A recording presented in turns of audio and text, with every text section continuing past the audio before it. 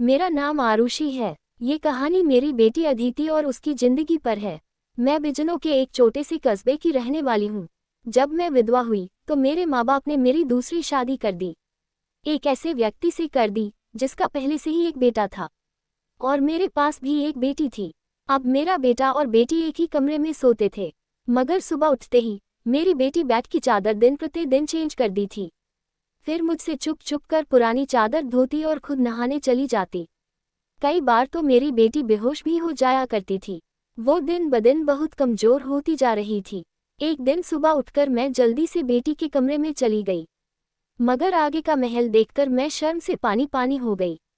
दिल से एक यही बात निकली कि भगवान ऐसा मंजर कभी किसी माँ को न दिखाए, क्योंकि वहाँ मेरी बेटी और बेटा मैं शादी के 2 साल बाद ही विधवा हो गई थी। उस वक्त मेरी उम्र 18 साल थी, क्योंकि मेरे माँ बाप ने मेरी शादी 16 साल की उम्र में ही कर दी थी। मैं अपने माँ बाप की इकलौती बेटी थी, मगर मुझे ऐसा लगता था मैं उन पर एक बहुत बड़ा बोझ हूँ, मानो जैसे कि मैं उनकी बेटी ही नहीं थी। मेरे पैदा होने के बाद ही मेरी माँ कोई खुशी नहीं देख पाई थी, और मेरे पिता उनको तो बेटे की बहुत चाहत थी, इसलिए वो मुझे नापसंद करते थे और हमेशा ही मुझसे अलग रहते थे। बस इसी कारण वो मुझसे बहुत नफरत करते थे, हर वक्त मुझसे सख्ती से ही बात करते थे, और इसी वजह से उन्होंने मेरी शादी भी जल्दी ही करवा दी थी। मेरा पति सरकारी स्कूल में एक शिक्षक था। हमारी एक 3 साल की बेटी भी थी, मगर एक दिन विद्यालय से आते हुए रास्ते में उनका एक्सीडेंट हो गया और मौके पर ही उनकी मृत्यु हो गई। वो भी मेरा साथ छोड़ गए। वो दिन मेरे लिए किसी कयामत से कम नहीं था। मुझ पर तो परेशानियों के पहाड़ ही टूट पड़े थे। कुछ दिन गुजरने के बाद मेरे सास ससुर ने भी मुझे मेरे माँ बाप के घर भेज दिया। शायद उन पर भी मैं बोझ ही थी। वो भी मुझे अच्छा नहीं समझते थे। उनके ख्याल से मैं मनहूस औरत थी। मैंने ही जैसे उनके बेटे को मार दिया हो। फिर मैं चुपचाप अपने माँ बाप के साथ उनके घर आ गई। मेरे माँ बाप भी मुझे बोझ ही समझते थे। मैं अपनी बेटी को सीने से लगाकर अकेले अकेले बहुत रोती थी। फिर कुछ दिन बाद मेरे माँ बाप ने मेरी दूसरी शादी कर दी, एक ऐसे व्यक्ति से जिसका पहले से ही एक बेटा था, और मेरे पास भी एक बेटी थी। हम दोनों एक जैसे थे, वरना मेरे तो अच्छे रिश्ते भी नहीं आते थे। उसका बेटा मेरी बेटी से 1 साल छोटा था। उसके बेटे का नाम अभिषेक था और मेरी बेटी का नाम अदिति था। हम लोग साथ ही रहने लगे और वक्त इसी तरह गुजरने लगा। देखते ही देखते अदिति 16 साल की हो गई और अभिषेक 15 साल का हो गया। जब अभिषेक के पिता का देहांत हो गया, वो भी इस दुनिया से चले गए। मतलब मेरे दूसरे पति भी हमेशा हमेशा के लिए हमेशा छोड़कर चले गए। उनकी हमेशा ही तबीयत खराब रहती थी। उन्हें तरह तरह की बीमारियों ने घेर रखा था, लेकिन उनकी बीमारियों के साथ जैसे तैसे गुजर बसर हो रहा था। उनके जाने के बाद मानो जैसे घर की रौनक ही उड़ गई हो। हमारा अपना मकान था, इसलिए किराए की चिंता नहीं होती थी, और मेरे घर में ही एक किराना की छोटी सी दुकान थी। एक दिन जब हम सब लोग सो रहे थे, फिर अचानक ही बहुत जोर से आवाज आई। जब मैं करीब गई और मैंने जाकर देखा तो अभिषेक वहां नहीं था। वो बाथरूम जाने के लिए उठा होगा, इसी वजह से उसकी जान बच गई, क्योंकि उसके कमरे की छत गिर गई थी। मैंने ईश्वर से धन्यवाद किया कि ये तो अच्छा हुआ कि अभिषेक को कोई चोट नहीं आई। अगर उसको कुछ हो जाता तो मैं उसके स्वर्गवासी पिता को क्या मुंह दिखाती। लेकिन अब हमारे पास इतने पैसे नहीं थे कि हम उस छत को दोबारा डलवा सकते। कमरे का तो कबाड़ा ही बन गया था। सारी छत गिर चुकी थी और हमने उसको उसके हाल पर ही छोड़ दिया। उसके बाद मैंने अपने लिए अपना बिस्तर रसोई में ही डाल दिया और कमरे में दोनों बच्चों को सोने के लिए कहा, क्योंकि बाहर तो बहुत ज़्यादा सर्दी थी और बाहर कोई सो भी नहीं सकता था, और कमरे में एक बेड और एक चारपाई ही थी। 2 लोग भी बहुत मुश्किल से सो पाते थे। अब वो दोनों एक ही कमरे में सोते थे। मजबूरी थी, क्या कर सकते हैं। एक कमरे में तो दुकान थी और मेरे पति ने घर में 3 ही तो कमरे बनवाए थे। यूँ तो हम 3 लोगों के हिसाब से कमरे ठीक थे, लेकिन एक कमरा दुकान के लिए भी तो जरूरी था। अब मजबूरी थी, क्या कर सकते थे, गुजारा तो करना ही था। एक दिन मेरा बेटा बेटी के कमरे में सोया तो सुबह सुबह कुछ ऐसा हुआ कि मैं चकित रह गई। अभिषेक तो सवेरे उठकर नाश्ता करने भी बैठ गया था, जबकि अदिति अभी तक सो रही थी।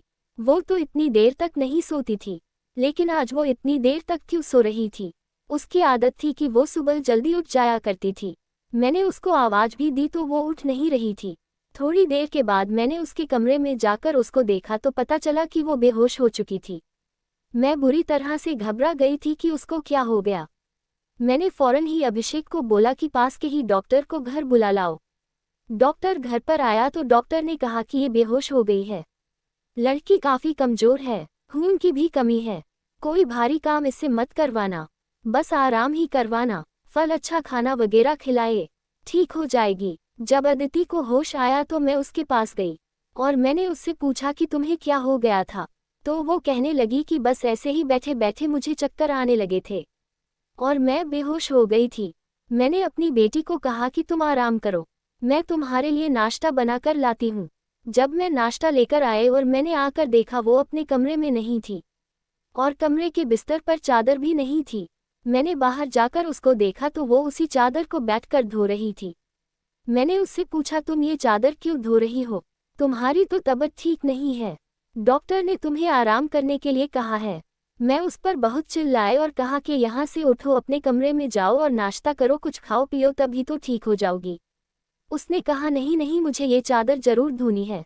मैंने कहा कि अचानक से ये चादर धोने का भूत तुम्हारे सर पर क्यों सवार हो गया है, इतनी तो चादर गंदी नहीं थी जो तुम उसको धोने के लिए बैठ गई। छोड़ दो इसे, मैं खुद इस चादर को धो दूंगी, उठो यहाँ से। उसने मेरी बात नहीं मानी और चादर को छत पर सुखाने के लिए चली गई। उसके बाद ही उसने नाश्ता किया, फिर थोड़ी देर के लिए वो सो गई और अभिषेक भी काम पर जा चुका था। उसको सिर्फ मैंने हाई स्कूल तक ही पढ़ाई करवाई थी और वो कपड़े की दुकान पर काम करता था। वो बहुत ही मेहनती था। घर वाली दुकान तो मैं खुद ही चला लिया करती थी। वैसे भी उस दुकान में ज़्यादातर बच्चे ही आते थे। दिन इसी तरह से गुजर गया। उस दिन अभिषेक ने मुझे कहा आज मैं खाना खाकर आया हूँ। वो देर से आया था और अदिति भी पहले से ही कमरे में सो चुकी थी। वो भी जाकर कमरे में सो गया। मैंने भी रसोई में अपनी चारपाई डाल रखी थी। जगह बदलने की वजह से मुझे नींद नहीं आ रही थी। मैं अपने पति को याद ही कर रही थी। दूसरा पति मेरा बहुत अच्छा था, मेरा सोतेला बेटा है। उसे भी मुझे से अपने हिस्से का प्यार ले लिया था। वो मुझे सगी माँ से भी ज़्यादा प्यार करता था और मेरा कहना भी मानता था। वो उस घर में अकेला ही मरता था। वो हमारा इकलौता ही सहारा था, वरना हम दो औरतें कहाँ जाती। काम भी अच्छे तरीके से कर रहा था। मैंने उससे कहा भी था कि वो आगे की पढ़ाई प्राइवेट पढ़ ले, क्योंकि अगर उसके पास कोई अच्छी डिग्री होगी तो नौकरी भी अच्छी मिल जाएगी। वो मेरी बात मान लेता था। सुबह सुबह फिर से कुछ ऐसा हुआ कि मैं हैरान रह गई। अदिति फिर से बेहोश हो चुकी थी और इस बार तो उसकी शक्ल देखकर लग रहा था जैसे उसके जिस्म का सारा खून ही खींच लिया गया हो। वो बिल्कुल पीली पड़ गई थी। फिर मैंने डॉक्टर को बुलवाया। डॉक्टर ने वही बात कही कि मैंने आराम करने को कहा था, इसको खाने में क्या खिलाया था आपने। मैंने उनको सारी बात बताई। मैंने कहा कि वही दाल सब्जी खिलाई थी और फल भी खिलाए थे। पूरा दिन कोई काम भी नहीं करवाया था। तो डॉक्टर ने कहा कि दोबारा से कैसे इतनी कमजोरी हो गई, आप इस बात को सीरियस लीजिए, नहीं तो आपकी बेटी की जान को खतरा हो सकता है, क्योंकि इस तरह से अचानक बेहोश हो जाना और कई घंटों तक बेहोश रहना कोई मामूली बात नहीं। डॉक्टर ने सख्ती से सारी बात बताई और कुछ देर बाद वो चले गए। फिर जब अदिति को होश आया तो मैंने उससे कहा कि तुमने फिर से अब कोई काम किया तो मुझसे बुरा कोई नहीं होगा। लेकिन थोड़ी देर बाद जब मैं उसके कमरे में दोबारा गई तो मैं ये देखकर हैरान हो गई कि वो क्या कर रही है। वो तो फिर से बैग की चादर को धो रही थी। इस बार मैं उसे दूर से देख रही थी, क्योंकि जो भी वो कर रही थी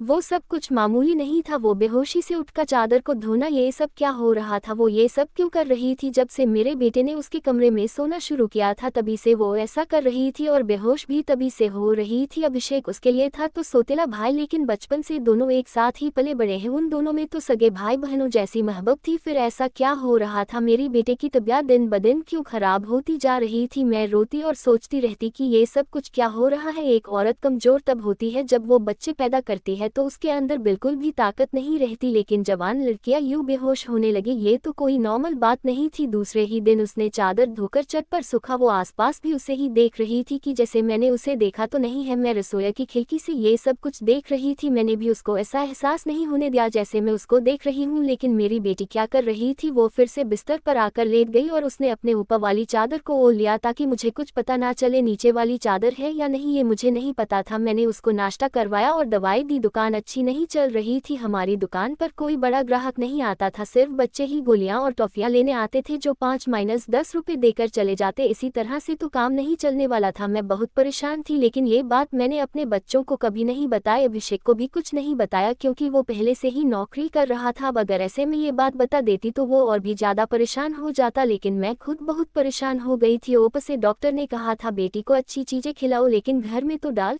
रोटी के भी पूरे पैसे नहीं हो रहे थे। घर का खर्चा करना बहुत मुश्किल हो रहा था। लेकिन एक दिन कुछ बहुत अजीब हुआ। मैंने अपने बेटे अभिषेक और अदिति को कुछ ऐसी बातें करते हुए सुना जिनकी मुझे बिल्कुल भी समझ नहीं आई। मेरे बेटे ने कहा, ये तुमने तो अभी से ही अपनी तबीयत खराब कर ली है, इस तरह तो नहीं चलेगा। अगर तुम्हें इतनी परेशानी हो रही है तो फिर हम ये सब नहीं कर सकते। मेरे बेटे ने कहा कि नहीं, मुझे ये काम करना है। इसी तरह के मौके बार बार नहीं मिलते हैं और मुझे क्या पता था कि मेरे साथ ये सब कुछ हो जाएगा। मुझे तो पता ही नहीं था कि मेरे अंदर इतनी भी ताकत नहीं है। मेरे बेटे ने कहा कि अब तो तुम्हें पता है ना, मैं तुम्हारी जिंदगी को दांव पर नहीं लगा सकता। तो मेरी बेटी का कहना था कि नहीं, सिर्फ 2-4 हफ्तों की बात है, उसके बाद ये मौका नहीं मिलेगा। ये सब क्या हो रहा था, मुझे कुछ समझ नहीं आ रहा था। ये दोनों क्या बातें कर रहे हैं। एक दिन तो मैंने कुछ ऐसा देखा जिसको देखकर मैं दंग रह गई। सुबह सुबह ही मेरी बेटी ने चादर को फिर से धोकर छत पर सुखा दिया और वो एक तरफ खड़ी होकर उल्टी कर रही थी। मैंने कहा कि क्या हो गया है तुम्हें। वो घबरा गई और कहने लगी कि अचानक से मेरा दिल खराब हो गया। मैंने कहा, क्या मतलब है इस बात का कि दिल खराब हो गया? तुम्हारा क्या खा रही हो तुम ऐसा, और चादर को बार बार क्यों धोती हो? क्या छुपा रही हो मुझसे? अगर मुझे पता चला कि तुमने कोई ऐसी वैसी हरकत की है जिससे मेरे और तुम्हारे बाप की इज्जत दांव पर लग गई तो मैं तुम्हें कभी माफ नहीं करूंगी। मेरी बेटी हैरान हो गई। उसने कहा, माँ आप किस तरह की बातें कर रही हैं? ऐसा कुछ नहीं है जैसा आप सोच रही हैं। लगता है आज आपने कोई फिल्म देखी है या किसी ने आपके कान मेरे खिलाफ भर दिए हैं जो आप इस तरह की बातें कर रही हैं। मैं ऐसा क्यों करूंगी?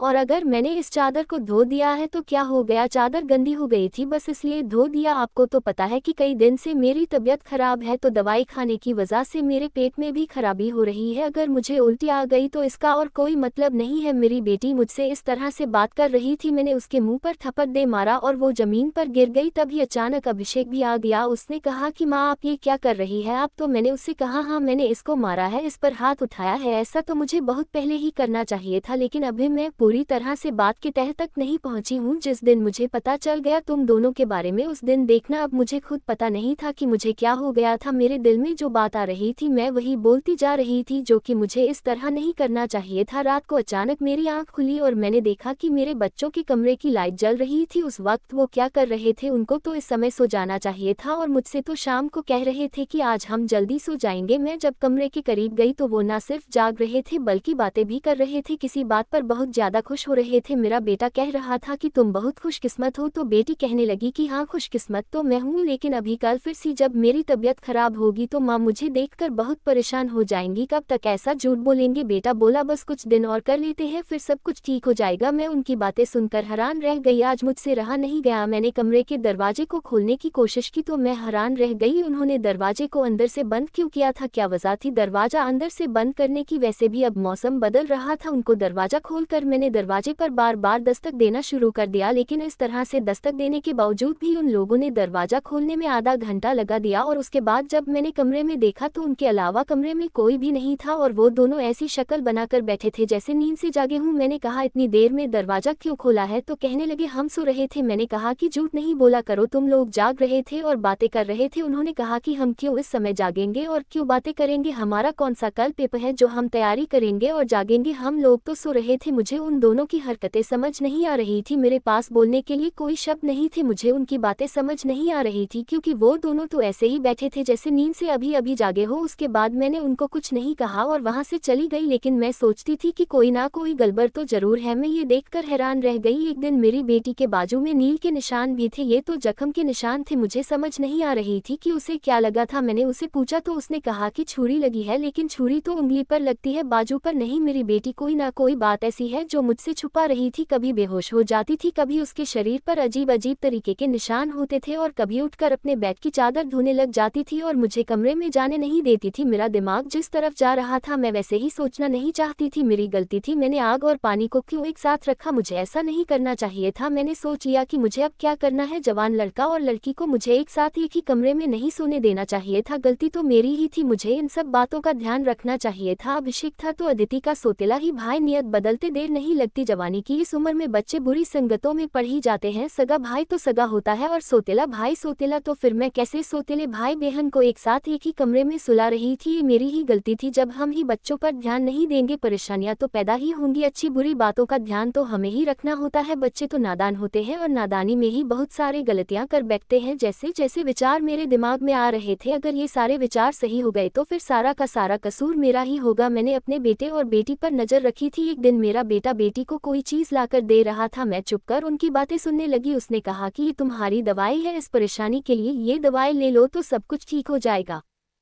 उसने मेरी बेटी को छुपाकर वो गोलियां दी। मैं परेशान हो गई कि ये किस चीज़ की गोलियां उसको दे रहा है। आखिर ऐसी क्या बात है जो परेशानी ये दोनों हल करना चाहते हैं और उसके बारे में मुझे नहीं पता। और ये दवाइयाँ कुछ अजीब से क्यों लग रही थी। मेरी बेटी ने भी वो दवाइयाँ फौरन से पकड़ ली और उनको अपने दुपट्टे के पल्लू में छुपा लिया। बेटे ने कहा कि रात को सोने से पहले खा लेना तो फिर अगले दिन तुम बेहोश बिल्कुल भी नहीं होगी। और 2-3 दिन तक तो मेरी बेटी वाकई बेहोश नहीं हुई थी, लेकिन उसके बाद शायद उसकी वो गोलियां खत्म हो गई और एक दिन बाद फिर से मेरी बेटी बेहोश हो गई थी। मेरा बेटा भी घर पर नहीं था, इसलिए मैंने आज फायदा उठाने के बारे में सोचा। मैंने वो चादर बहुत होशियारी से बेटी के नीचे से खींच ली और उसको तरीके से तय करके मुझे खोलकर देखना था कि इस पर ऐसा क्या लगा होता था जिसकी वजह से मेरी बेटी सुबह उठते ही उसे धोना शुरू कर देती थी और यहाँ तक कि अपनी बीमारी का भी ख्याल नहीं करती। जब मैंने चादर को खोलकर देखा तो पहले तो मुझे कुछ नजर नहीं आया, लेकिन जब मैंने ध्यान से देखा तो ये देखकर मैं हैरान रह गई कि उस चादर पर सफेद सफेद बाल थे और पूरी चादर बालों से भरी हुई थी। मुझे समझ नहीं आया ये किस चीज के बाल है, क्योंकि यह बाल बिल्कुल सफेद और छोटे छोटे बाल थे। मैं हैरान हो गई, लेकिन मुझे ये बात समझ नहीं आई। मैं सोचती रही कि यह सब कुछ क्या हो रहा है। मैं बेटे और बेटी की हरकतों पर नजर रख रही थी, इसलिए सारा कुछ अपने दिमाग में सोच रही थी, लेकिन मैं किसी नतीजे पर नहीं पहुंची थी। तब तक मेरी बेटी को ये पता चल ही गया कि चादर मैंने देख ली है, तो वो मेरे पास आकर बैठ गई और कुछ अजीब सी घबराई हुई नजर आने लगी। उसके बाद मैंने उससे पूछ लिया कि क्या बात है,